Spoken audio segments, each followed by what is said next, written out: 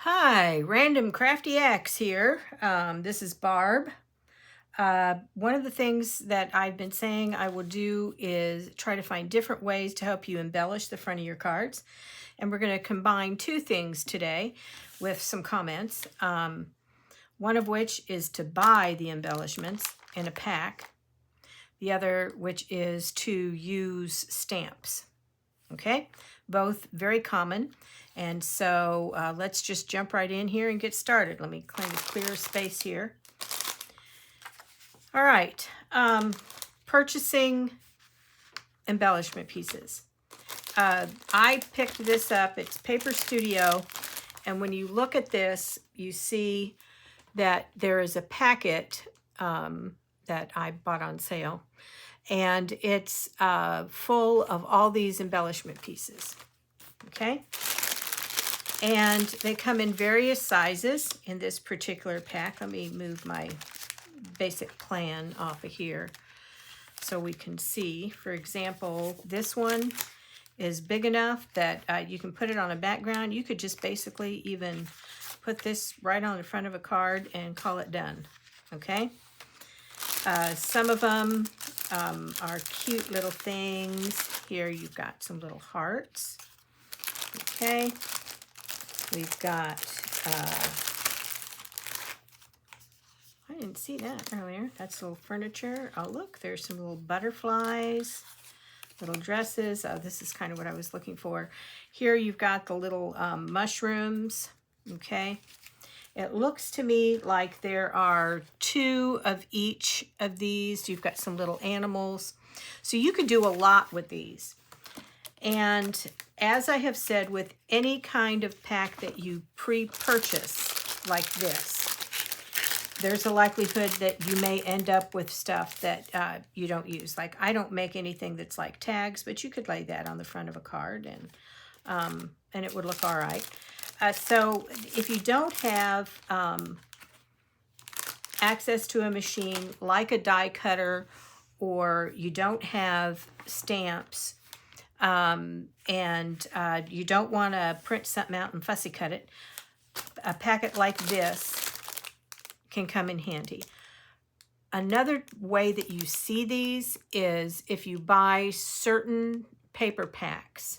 I'm trying to think of I think Echo Park is one. So you buy like a 12 by 12 or a 6 by 6 or whatever size they're selling, and maybe it's Christmas. And you can buy sometimes a separate set of pre-cut dies, die pieces like this to use as embellishments so that you don't have to either fussy cut them or anything else. Okay? Now, I went in to that pack and I pulled out two pieces. These are these two little, they've got some print in the background. I found some of this color that I had pre-cut. Okay. I have some of these strips. When I put that on there, I'll trim that off of the side. Okay. And I laid this here. And then I wanted an embellishment. Okay. So one of the ways that I decided I could do an embellishment would be to stamp it.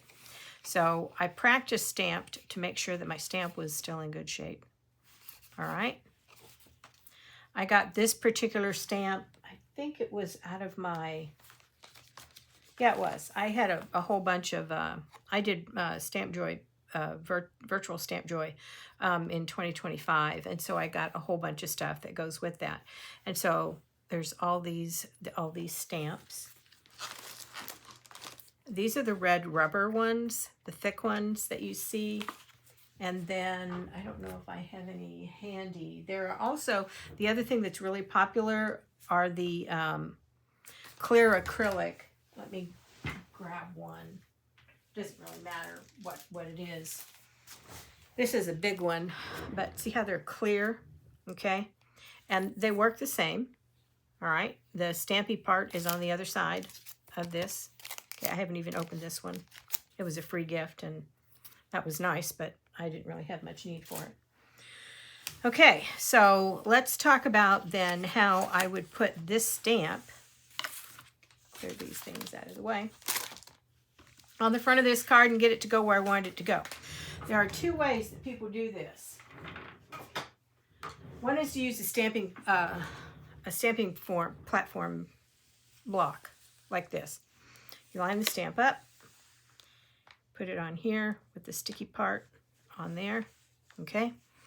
And then you line it here and you smash it down. Oh, well, you put ink on it. Ink it up, smash it down. Okay, here's my concern with that. And I found out pretty quickly, and that is if I didn't get as much ink on it the first time as I wanted, lining it up again so that it lined exactly was really hard. It's not impossible. I've watched people do it, okay? But I looked for an easier way to do it. Now, there are several companies that make a stamping platform like this, okay? The spongy thing on here does come off, but I like having it on there, okay? And so what you'll notice, like I did here, I laid this up in the corner, okay? I lined my stamp up like this. Let's turn it over so you can see how this will work. Line my stamp up like this. Okay, now, if your paper, whatever you've got, has a tendency to pop up on you, stick it down with some low-tack tape. Okay, then you put ink on your stamp. Hope I'm in frame. And I press it down really hard. I've got a little tool that I can rub across there. Okay, that looks pretty good to me. I don't feel like I would need to put more ink on it. Okay, I'm working with, what is this? Ground Espresso. Okay, now, I could fussy cut this out. All right, and if I was doing that, I could make like 6 of them and fussy cut them all out. All right, and then I could glue them on the front of the card like we have been. Or I can be really brave and I can set it up so that I just stamp right on the face of the card that I'm creating. And that's being the brave person that I am. Now, keeping your stamps clean is important. This is archival ink and it doesn't come off of the stamps as easy. Okay, so I want to center this here. Okay. See it already touched there.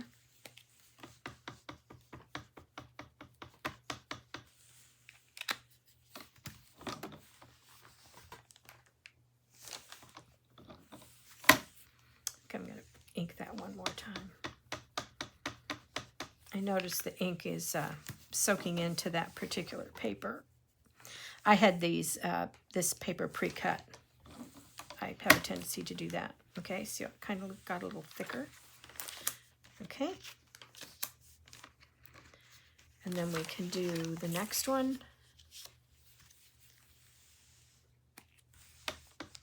So this is one of the things people do with stamps.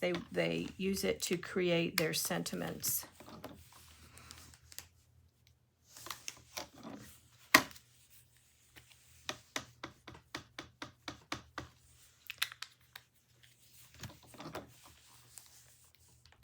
Okay, wow, that works pretty quick. Okay, I'm just going to set this aside, put this out of the way. We'll put our card together. Remember, we kind of lined this up here. Okay, so that we get, I'm going to use that line there and that line there. And I moved my glue for reasons that are beyond me. Okay.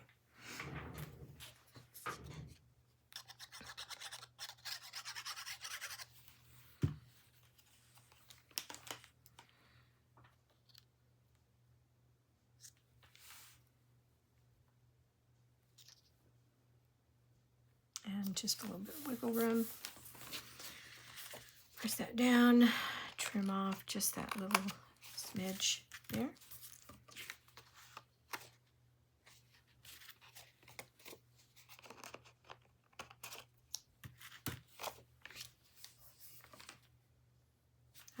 that looks crooked there, but it does to me.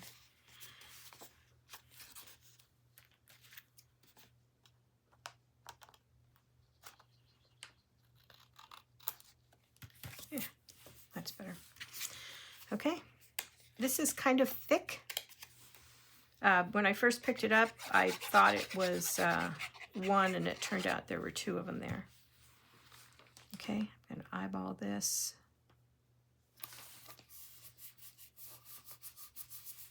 And I'll show you something else that I've seen some people do on the next one.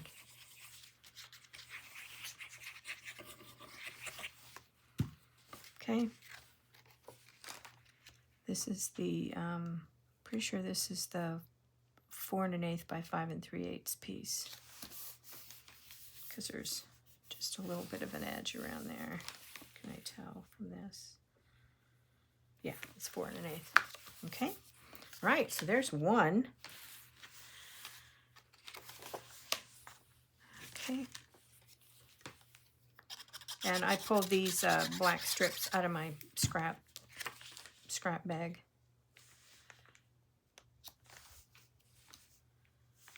Again, you can, I mean, there's no magic number on where you put this. You just kind of put it where you want it.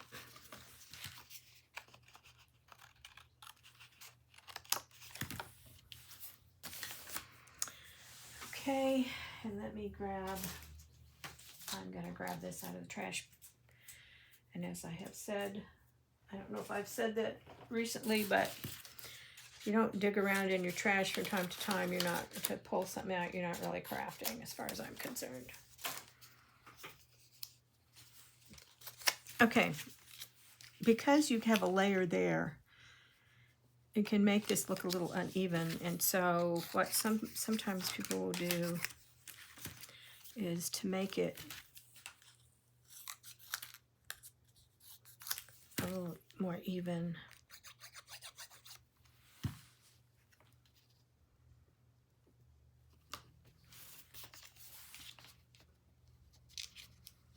Okay, is to put a piece of scrap underneath there.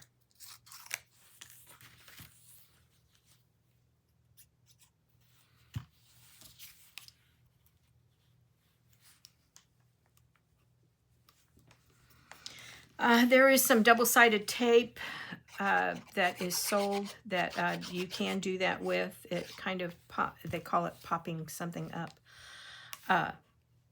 I find this works just as well. Okay, and I don't really see a difference in doing that, but it's one of the things you can do. Okay, we're going to glue this down.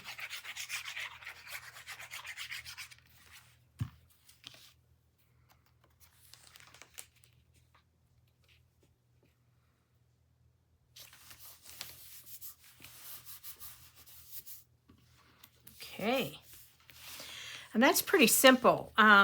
We didn't have to do anything to make these embellishments other than purchase them. Of course, we did have to go through our bag, and we had to choose them. We had to decide which colors we wanted. We had to match the paper up. But when it comes to actually putting a card together, this really kind of makes it simple. Okay? And then there's one more thing I need to do on the back of this that I haven't shown you yet. My granddaughter was kind enough a number of years ago when I first got into card making to buy me this stamp. And I have to always make sure I've got a whole lot of ink on it when I do this. Random Acts of Kindness Studios. And I like to do this on the stamps that I send to Operation Gratitude. There are some people who have stamps that their names, which I don't like to do that. I've thought about doing one with my email address. But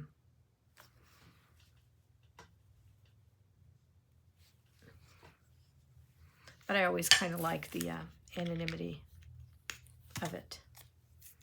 All right.